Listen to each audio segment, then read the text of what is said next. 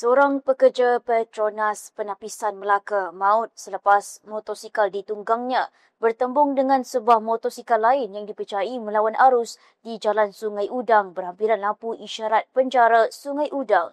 Ketua Polis Daerah Melaka Tengah Asisten Komisioner Christopher Patik berkata, nahas dipercayai berlaku sekitar jam 7.50 malam 9 Oktober. Kemalangan berkenaan mengorbankan mangsa Muhammad Huzaimi Abdul Hamid, 44 tahun yang meninggal dunia di lokasi akibat kecederaan parah di kepala. Menurut beliau, seorang lagi penunggang motosikal Muhammad Arif Farhan Nawawi, 21 tahun, turut parah di kepala dan kini dirawat di Hospital Melaka. Beliau berkata siasatan awal mendapati mangsa menunggang dari rumahnya di Taman Bertam Setia menuju ke tempat kerja di Penapisan Petronas Sungai Udang sebelum bertembung dengan motosikal yang dipercayai melawan arus.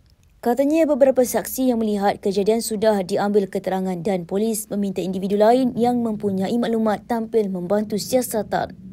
Kes disiasat di bawah Seksyen 41-1 Akta Pengangkutan Jalan 1987.